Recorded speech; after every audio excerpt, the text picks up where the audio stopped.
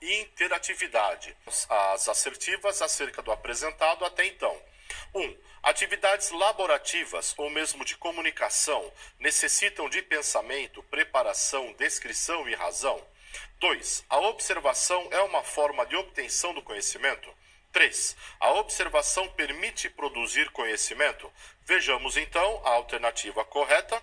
C, 3. É a alternativa C, onde nós temos as três afirmativas aqui como corretas. Então, de descrição, de preparo prévio, precisa de alguma forma do emprego de algum método. E aí também a gente precisa prestar atenção nisso aqui. Vamos ver a segunda assertiva.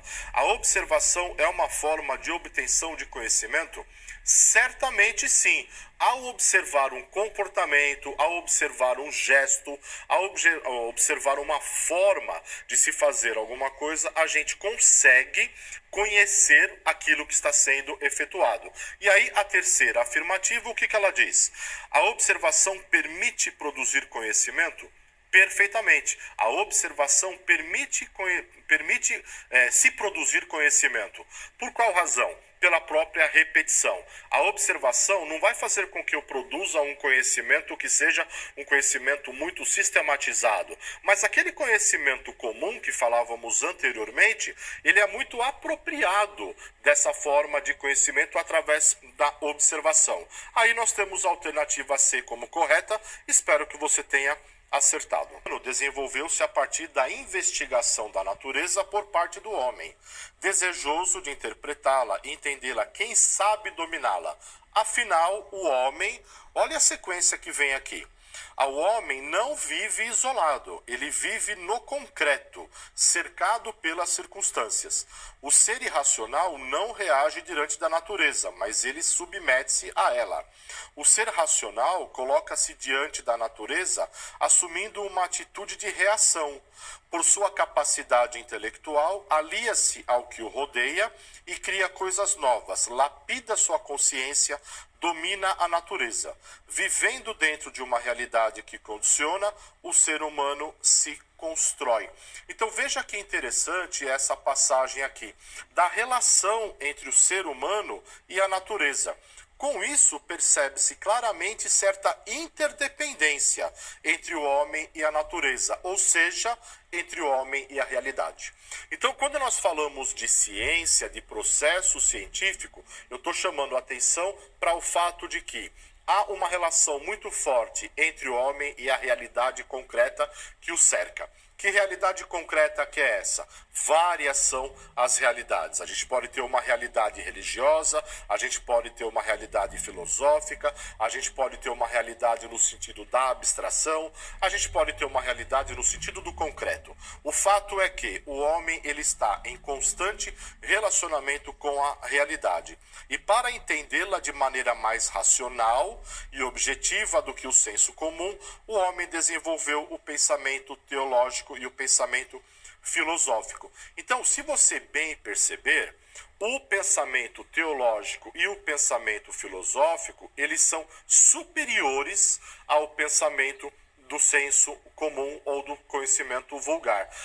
Não que o conhecimento vulgar não seja importante, mas com o pensamento teológico e com o pensamento filosófico, nós começamos a nos aproximar um pouquinho mais daquele tipo de conhecimento que já busca uma sistematização, que já busca uma verdade concreta. Não estou dizendo uma verdade absoluta, porque eu estou falando de teologia e de filosofia. Não sei se a gente consegue encontrar verdades absolutas nessas áreas, mas elas são áreas que elas procuram buscar uma verdade absoluta dentro daquelas condições que ela tem, dentro das características que elas olham, que vão muito além do senso comum ou do conhecimento comum.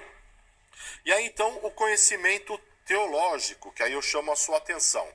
O conhecimento teológico, a teologia, é o estudo da natureza do divino, dos atributos do divino e das relações entre o homem e o divino. Em geral, está associada à cristandade, mas pode aplicar-se a qualquer religião. Então, a teologia, o que ela faz? Ela estuda as religiões, ela problematiza o fenômeno religioso, ela analisa o caráter histórico do tema da construção do humano, dos valores, do sagrado, do discurso teológico, a partir de uma baseada nos referenciais teóricos do dogma e da fé, vínculo do homem com o sagrado ou com o transcendente. O que nós temos de observação neste momento? Uma definição preliminar para a teologia acadêmica é que ela busca a sabedoria e a compreensão de questões como verdade, beleza e prática que são levantadas por, sobre e entre as religiões. Então, o pensamento teológico, qual é a preocupação dele? A discussão das religiões, o aprofundamento do conhecimento nas religiões. Ele não prega uma determinada religião. Ele não diz que essa religião ela é mais certa do que outro tipo de religião. Ou esse dogma religioso é mais certo ou mais correto do que aquele outro dogma religioso. Mas ela faz o estudo desses dogmas, o estudo da religiosidade, o estudo das crenças. E do ponto de vista histórico, a teologia já foi chamada de metafísica, o que justifica o fato dela ser considerada também uma área da filosofia, ou seja, a filosofia religiosa. Os teólogos partem do pressuposto de que há um ser divino que pode ser estudado por meio das manifestações mentais, religiosas ou sociais, que suas representações provocam. O mundo, a natureza, os homens, o bem e o mal foram criados por esse ser. E estudá-lo significa compreender os textos sagrados, representados, no caso do cristianismo, pela Bíblia. Então, o livro supremo, da teologia está lá na Bíblia. Nosso lembrete. A teologia não pretende ser uma ciência objetiva. Apresenta-se como um saber existencial. Olha que interessante isso aqui, aluno. A teologia não pretende ser uma ciência objetiva. Foi justamente o que eu lhe disse anteriormente. Ela jamais vai dizer que a religião A é suprema à religião B. Mas ela vai dizer que existe um saber existencial, existe um saber reflexivo, internal. O que me faz seguir esta ou aquela religião, melhor dizendo, é a inspiração. E a inspiração é algo que é muito difícil de você explicar, porque ela é muito sensitiva. Então daí que tem a questão do existencial, de um saber existencial.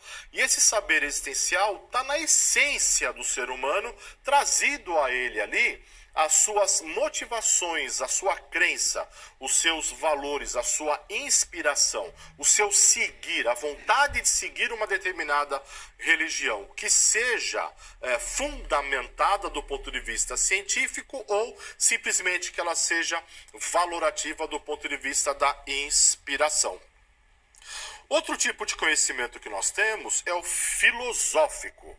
E antes do surgimento da filosofia, o ser humano, já em busca de explicações a respeito do mundo que o cercava, interpretava a realidade a partir de elaborações míticas, ou seja, elaborações mágicas, que tinham força de verdade pela sistematicidade com que eram utilizadas e pela autoridade das vozes que a declaravam. Então eu estou no âmbito aqui do mítico, do misticismo.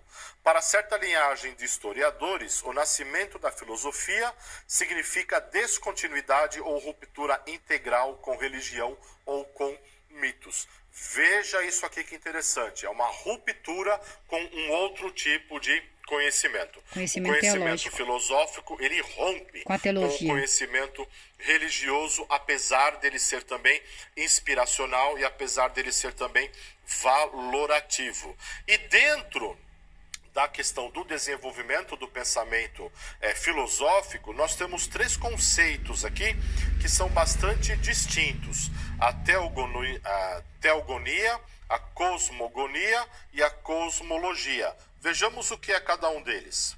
Teogonia. Aqui é teogonia. narraria a geração das coisas do mundo por meio da atividade sexual dos deuses. É uma crença. Cosmogonia apresentaria o surgimento do mundo ordenado a partir do caos e da genealogia das forças vitais. É uma outra forma também de ver o mundo, é uma outra forma também de abstrair o conhecimento. Cosmologia buscaria a explicação da ordem do mundo por meio da determinação de um princípio originário e racional, que é a origem e a causa das coisas e da sua ordenação. Independente das relações de continuidade ou ruptura com o pensamento anterior, ou seja, o religioso, a filosofia que nasce buscou distanciar-se de alguns mitos que haviam dado origem por meio da racionalidade e da busca de respostas, provas e demonstrações. Aqueles exemplos, né, aquelas distinções que eu trouxe para você anteriormente, elas deixam de ser valorizadas do ponto de vista do desenvolvimento do conhecimento científico e aí vai buscar então outro tipo de interpretação. Há inúmeras relações entre o pensamento científico, filosófico e o teológico. Ao longo da história, inclusive, essas relações aproximaram ou afastaram esses diferentes campos do saber, mesclando ou diferenciando os seus elementos que sejam os elementos mais básicos. Por qual razão? Porque o pensamento filosófico ele está impregnado de abstração. E a abstração requer muito o uso, né, do pensamento lógico, do desenvolvimento de um pensamento lógico e de um raciocínio lógico para que se possa explicar, então, a existência dos fenômenos, a existência dos movimentos, a existência da própria realidade. E aí, então, que há uma ruptura com os outros tipos de conhecimento no sentido de um querer acreditar que o outro ele é maior, né? Ele é mais valorativo do que o outro. Então houve uma ruptura muito grande entre aqueles que acreditavam no pensamento religioso e aqueles que acreditavam no pensamento e no desenvolvimento do conhecimento filosófico. Mas falando também em filosofia e em conhecimento filosófico, nós temos uma discussão bastante grande aqui também, que é o que vem a ser o tempo. Sobre o tempo, o que é o tempo? Primeira pergunta que eu te faço, o que é o tempo? Já que estamos falando de conhecimento abstrato e o uso da razão, o que é o tempo? É o que se sucede dia a dia? É o que é marcado pelo relógio ou pelo movimento da Terra ao redor do Sol? Há um tempo real e um tempo imaginário? Já pensou nisso? Já fez essa reflexão? Vamos lá, uma observação. A distância entre o que se crê e o que se efetivamente é abre espaço para a crítica e para a descoberta, o que se define aqui como atitude filosófica. O que vem a ser a atitude filosófica? A busca pelo concreto. O que é a atitude filosófica? Pensar do ponto de vista filosófico. E aqui nesse quadro eu apresento para você as principais características do conhecimento filosófico e as respectivas formas de representação. Quais são as características? Valorativo, não verificável, sistemático, infalível e exato. Seus postulados e hipóteses não são submetidos ao teste de experimentação.